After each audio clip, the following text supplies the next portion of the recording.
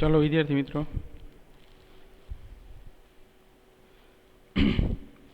આજે આપણે 9મું ચેપ્ટર જે છે એ સ્ટાર્ટ કરીએ છીએ.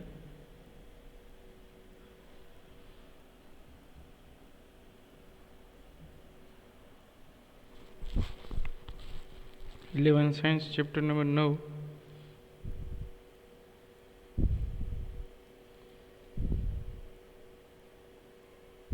ચલો, ચેપ્ટર છે ઘન પદાર્થોના યાંત્રિક ગુણધર્મો. ઘન પદાર્થોના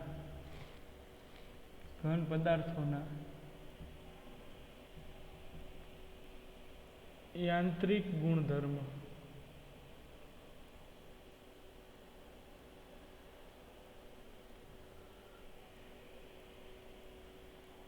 ઘન પદાર્થના યાંત્રિક ગુણધર્મ એની અંદર જોઈએ આપણે. હવે અહીંયા આપણે સોલિડ સ્ટેટની વાત કરવાની છે વિદ્યાર્થી મિત્રો.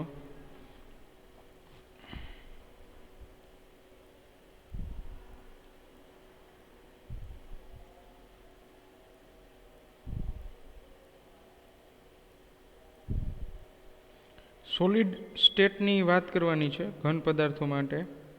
તો જોઈએ એમાં ક્વેશ્ચન પેલો સિમ્પલ આપણે ઇન્ટ્રોડક્શન બેઝ લઈએ કે દ્રઢ પદાર્થ એટલે શું અને દ્રઢ પદાર્થ અને ઘન પદાર્થ વચ્ચેનો ભેદ સમજાવો. દ્રઢ પદાર્થ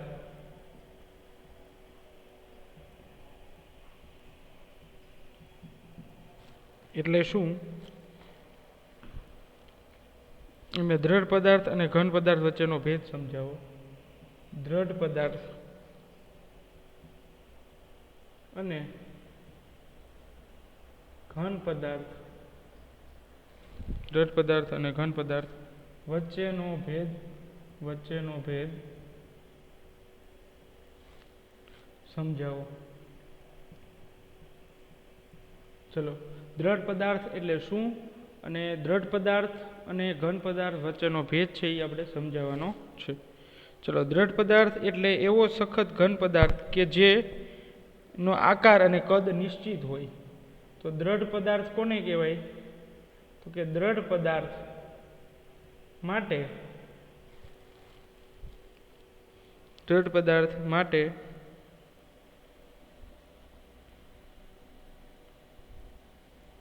પદાર્થનો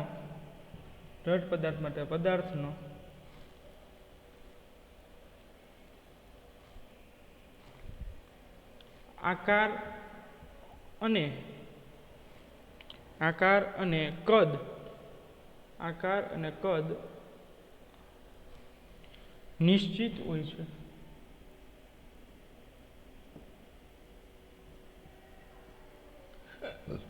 દ્રઢ પદાર્થ માટે પદાર્થનો આકાર અને કદ નિશ્ચિત હોય છે. હવે દ્રઢ પદાર્થ માટે પદાર્થ ઘન હોવો જરૂરી છે. પદાર્થ ઘન એટલે સોલિડ સ્ટેટમાં હોવો જરૂરી છે, સોલિડ અવસ્થામાં.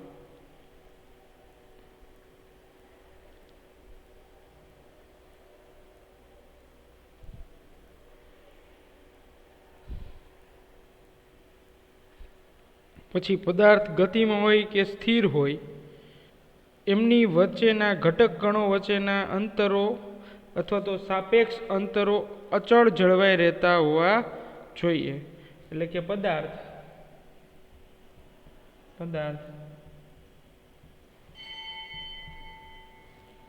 ગતિમાં હોય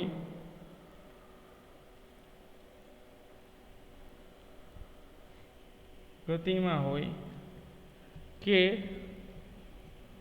સ્થિર હોય,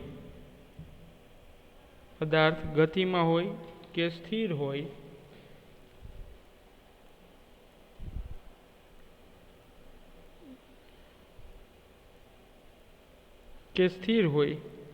તેના ઘટક કણો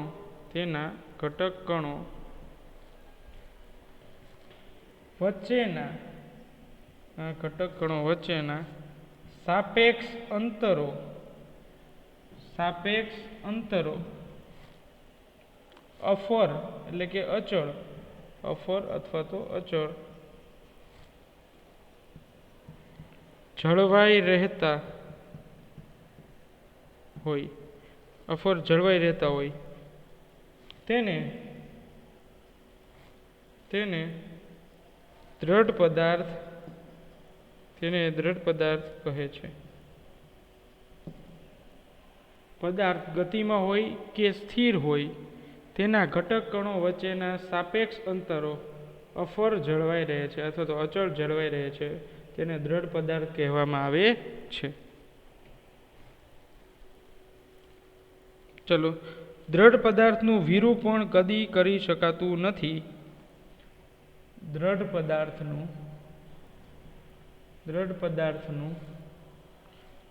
વિરૂપણ કદી કરી શકાતું નથી.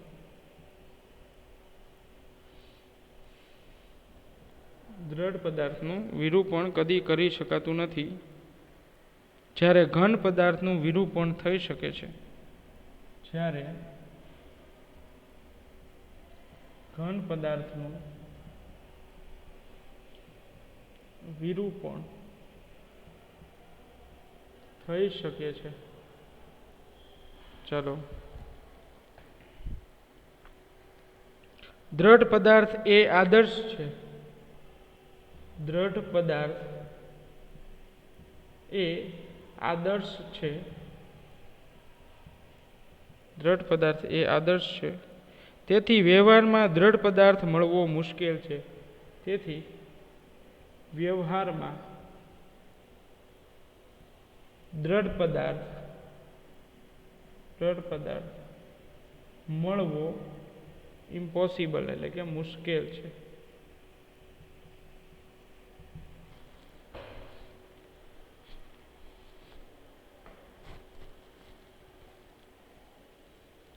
વાસ્તવમાં ઘન પદાર્થને આપણે દ્રઢ પદાર્થ ગણીએ, પરંતુ આવા પદાર્થોને ખેંચી દબાવી અથવા તો વાળી શકાય છે, એટલે કે વિરૂપિત કરી શકાય છે. હવે વિરૂપિત એટલે વિરૂપણ એટલે શું વિદ્યાર્થી મિત્રો?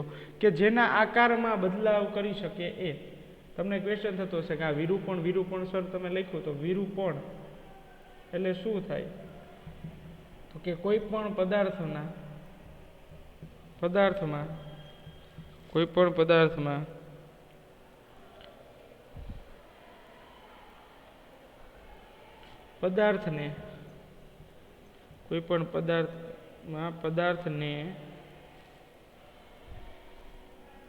ખેંચી દબાવી કે વાળી શકાય છે. એટલે કે તેનું વિરૂપણ કહેવાય અથવા તો વિરૂપણ કરી શકાય છે, અથવા તો આ ઘટનાને વિરૂપણ કહેવાય છે. ચલો વિદ્યાર્થી મિત્રો, આટલું જો આરામથી સમજો.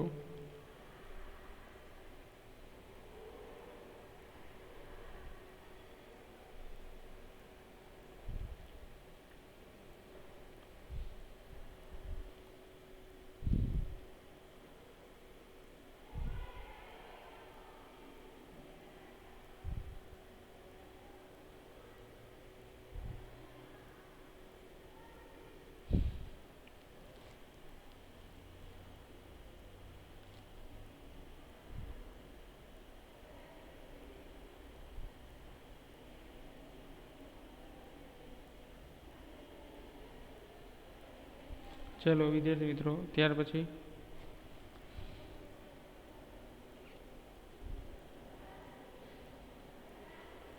હવે જો એ પ્રશ્ન આખો તમને સમજાવી દઉં કે દ્રઢ પદાર્થ એટલે શું. તો કે દ્રઢ પદાર્થની ડેફિનેશન અથવા તો દ્રઢ પદાર્થ અને ઘન પદાર્થ વચ્ચેનો ભેદ સમજાવો, એટલે ડિફરન્સ બિટવીન દ્રઢ પદાર્થ અને ઘન પદાર્થ. તો ચાલો બંને વચ્ચેનો શું ડિફરન્સ છે તો જોઈએ કે જે દ્રઢ પદાર્થ માટે પદાર્થનો આકાર અને કદ નિશ્ચિત હોય છે. આકાર નિશ્ચિત હોય છે. પછી પદાર્થમાં ગતિ હોય કે સ્થિર હોય, પદાર્થમાં ગતિ હોય કે સ્થિર હોય, એમના ઘટક કણો વચ્ચેના સાપેક્ષ અંતરો અફર અથવા તો અચળ જળવાઈ રહેતા હોવા જોઈએ. તો આ તો પોઈન્ટ લગભગ આપણે વિદ્યાર્થી મિત્રો ચેપ્ટર નંબર 7 એટલે કે ચાક ગતિમાં પણ જોયું હતું. પછી દ્રઢ પદાર્થનું વિરૂપણ કરી શકાય, કદી કરી શકાતું નથી. દ્રઢ પદાર્થનું વિરૂપણ કદી કરી શકાતું નથી, જ્યારે ઘન પદાર્થનું વિરૂપણ થઈ શકે છે. જ્યારે ઘન પદાર્થનું વિરૂપણ થઈ શકે છે. હવે વિરૂપણ એટલે શું એ આપણે હમણાં જોશું. દ્રઢ પદાર્થ એ આદર્શ છે, તેની વ્યવહારિકમાં દ્રઢ પદાર્થ મળવો મુશ્કેલ છે. એટલે વ્યવહારિક રીતે દ્રઢ પદાર્થ મળે નહીં કે એના આકારમાં કોઈ પણ ચેન્જ થાય. હવે વિરૂપણ એટલે શું આપણે વાત કરી, વિરૂપણ થિયરી એવી, કન્સેપ્ટ આવ્યો વિરૂપણ. એટલે વિરૂપણ એટલે એકચ્યુઅલમાં થાય શું તો એ પણ જોઈએ.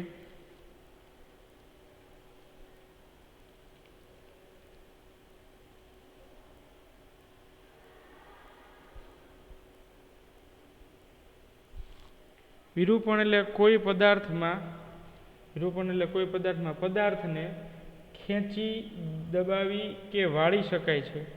કોઈ પદાર્થને ખેંચી, દબાવી કે વાળી શકાય છે, એટલે કે તેનું વિરૂપણ થઈ શકે છે. એટલે એના જે શેપ સાઇઝ છે એમાં ફેરફાર થઈ શકે છે.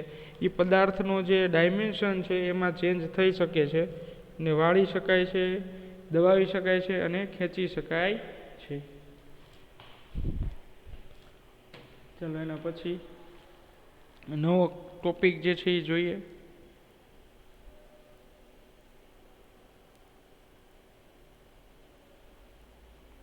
ચલો શું છે સ્થિતિસ્થાપકતા એટલે શું, અને પ્લાસ્ટિક અને પ્લાસ્ટિસિટી એટલે શું. ચલો સ્થિતિસ્થાપકતા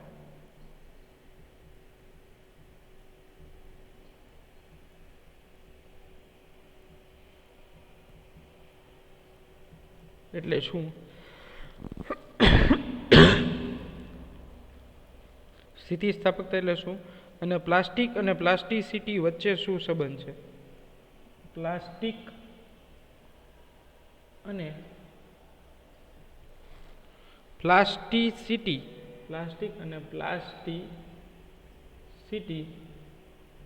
વચ્ચે સંબંધ.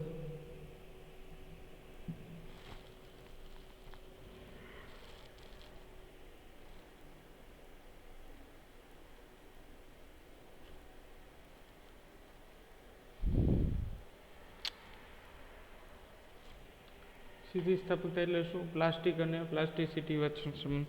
ચલો પ્લાસ્ટિકના જે ગુણધર્મને કારણે વિરૂપક બળ દૂર કરતા તે પોતાનો મૂળ આકાર અને પરિમાણ પુનઃપ્રાપ્ત કરે તેને સ્થિતિસ્થાપકતા કહે છે. પદાર્થના જે ગુણધર્મને કારણે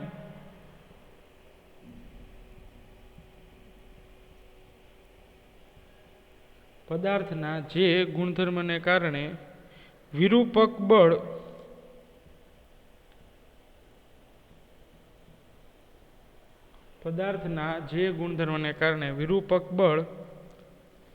દૂર કરતા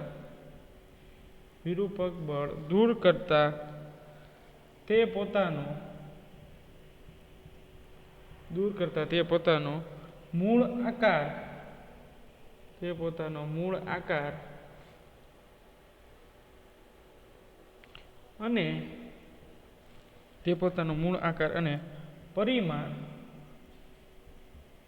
પોતાનો મૂળ આકાર અને પરિમાણ મેડિકલ મંત્રી ઓફિસમાં.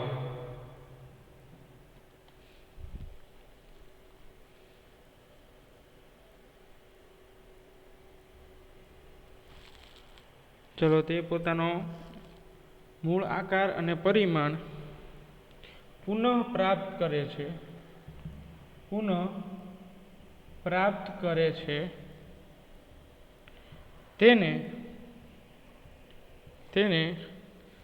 સ્થિતિસ્થાપકતા તેને સ્થિતિસ્થાપકતા કહે છે. આવી તો તેને સ્થિતિસ્થાપકતા કહે છે. હવે સ્થિતિસ્થાપકતા આ શબ્દ વિદ્યાર્થી મિત્રો ચેપ્ટર નંબર 6 માં આપણે જોઈ લીધું કે સ્પ્રિંગની સ્થિતિસ્થાપકતા એટલે એવું થાય કે પદાર્થ જે છે એના પર બળ લગાડવામાં આવે ત્યારબાદ એ પદાર્થ પોતાના મૂળ અવસ્થામાં આવે છે અથવા તો જેની પહેલી અવસ્થા હતી એ અવસ્થા અને એ આકારમાં આવવાનો પ્રયત્ન કરે છે. તો એવા પ્રકારના બળને સ્થિતિસ્થાપકતા બળ પણ કહેવાય છે. તો જો અહીં આપણે ડેફિનેશન એની લખેલી જ છે કે પદાર્થના જે ગુણધર્મને કારણે વિરૂપક બળ દૂર કરતા તે પોતાનો મૂળ આકાર અને પરિમાણ પુનઃ પ્રાપ્ત કરે છે. તો આવી ઘટના છે અથવા તો આવી જે પરિસ્થિતિ છે એને આપણે શું કહેશું? સ્થિતિસ્થાપકતા કહેવામાં આવે છે.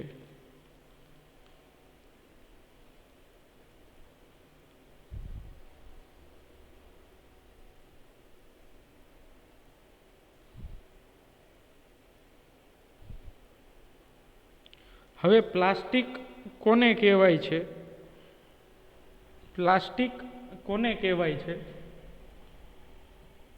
પ્લાસ્ટિક તો કે જે પદાર્થો કે દ્રવ્યો એ પોતાનો મૂળ અવસ્થા પ્રાપ્ત કરવાની જે પદાર્થ કે દ્રવ્યો એ પોતાનો મૂળ અવસ્થા પ્રાપ્ત કરવાની વૃત્તિ ધરાવતા ન હોય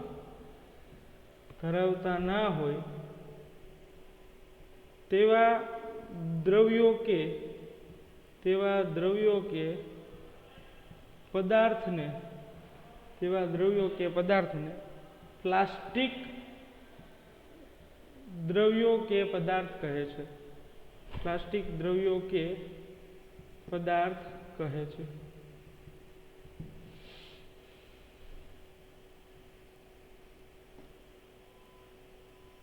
ચલો વિદ્યાર્થી મિત્રો,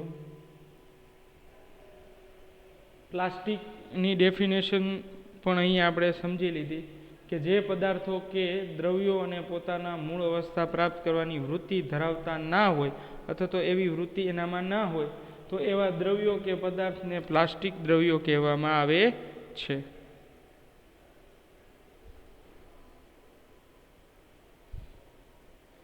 હવે એના એક્ઝામ્પલ જોઈએ તો એના એક્ઝામ્પલ છે કોઈ તરલ વસ્તુ એટલે લિક્વિડ ફોર્મમાં લુગદી એના એક્ઝામ્પલ આવશે. લુગદી, પછી કાદવ.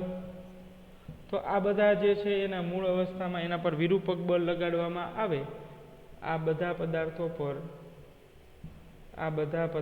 પર પછી લોટ બાંધેલો લોટ જે છે રોટલીનો એમાં પણ આ જ વસ્તુ હોય છે. તો આ બધા પદાર્થો પર વિરૂપક બળ લગાડવામાં આવે તો પણ તે પોતાના મૂળભૂત સ્વરૂપમાં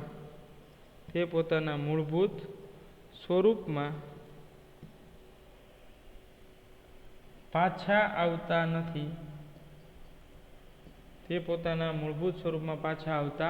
નથી. ચલો તો આ એનો એક્ઝામ્પલ થઈ ગયો. ઇન શોર્ટ, પ્લાસ્ટિક એટલે એવી વસ્તુ થશે કે જે પદાર્થો કે દ્રવ્યો એ પોતાનો મૂળ અવસ્થા પ્રાપ્ત કરવાની વૃત્તિ ધરાવતા ના હોય તેવા દ્રવ્યો કે પદાર્થને પ્લાસ્ટિક દ્રવ્યો કહે છે. ચલો સમજાય વિદ્યાર્થી મિત્રો? અને કોઈ પ્લાસ્ટિક દ્રવ્યોના આ જે ગુણધર્મો છે કોઈ પ્લાસ્ટિક દ્રવ્યોના આ પ્રકાર એટલે પ્લાસ્ટિકની જે ડેફિનેશન જોઈ એ આ પ્રકારના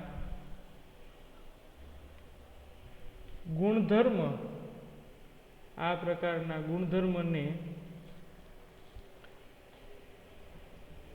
પ્લાસ્ટિસિટી કહે છે. ચલો વિદ્યાર્થી મિત્રો સમજાય. કોઈ પદાર્થના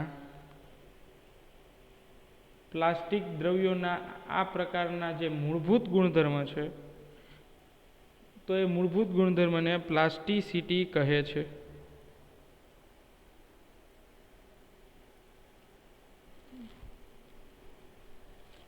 ચાલો વિદ્યાર્થી મિત્રો આ બંને પોઈન્ટ જે છે એ તમારી બુકની અંદર જે છે એ નોંધી લેજો. પ્લાસ્ટિક અને સ્થિતિસ્થાપકતા. કે સ્થિતિસ્થાપકતા તો આપણે ઓલરેડી પહેલાં જોઈ લીધી છે. ચેપ્ટર નંબર 6માં સ્થિતિસ્થાપકતા એટલે શું, પછી સ્થિતિસ્થાપક, અસ્થિતિસ્થાપક અને સંપૂર્ણ સ્થિતિસ્થાપક આ ત્રણેય ગુણધર્મો વર્ગીકરણ પણ જોયેલું છે.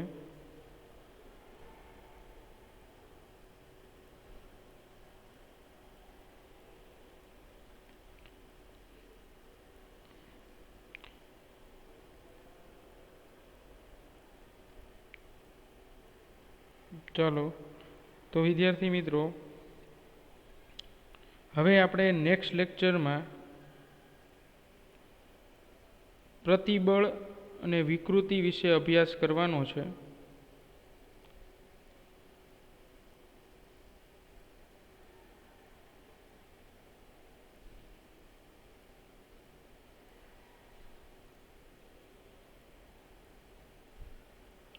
તો નેક્સ્ટ લેક્ચરથી જોઈએ પ્રતિબળ એટલે શું અને વિકૃતિ એટલે શું, અને એ બંનેનો ગુણોત્તર જે છે એ યંગ મોડ્યુલસ આપશે. યંગ મોડ્યુલસ જે છે એ બંનેનો ગુણોત્તર આપશે પ્રતિબળ અને વિકૃતિનો.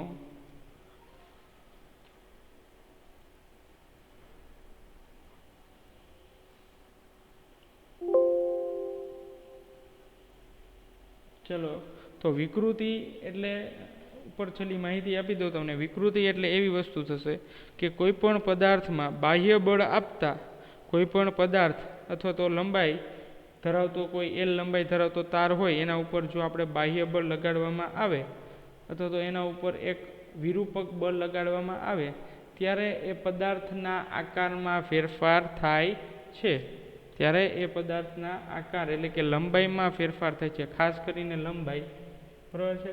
સપોઝ કે અહીંયા એક આ દોરી છે એની લંબાઈ સપોઝ કે એલ છે અને જો આની સાથે દોરી સાથે એલ લંબાઈની દોરી સાથે જો એમ દળ દ્રવ્યમાન એટલે કે 50 કિલોગ્રામનું દળ લટકાવવામાં આવે તો હવે એ દોરીની લંબાઈમાં જે છે એ ફરક પડશે. દોરીની લંબાઈમાં જે છે એ વિકૃતિ ઉત્પન્ન થશે.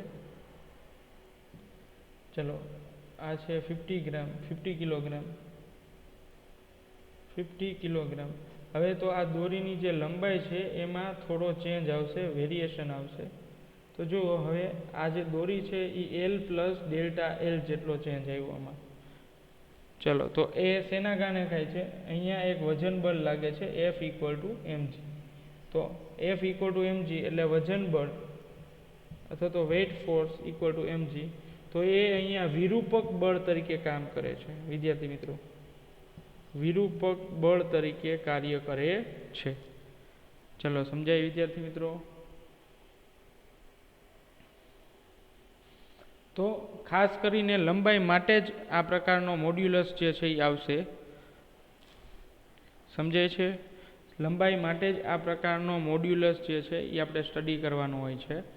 જો એરિયા માટે આવશે તો એના માટે આવશે આકાર વિકૃતિ. આ લંબાઈમાં થતી વિકૃતિ છે, લંબાઈમાં વિકૃતિ. તો લંબાઈમાં વિકૃતિ માટે જરૂરી છે વિરૂપક બળ. તો અહીંયા વિરૂપક બળ છે એ વજન બળ તરીકે કાર્ય કરે છે.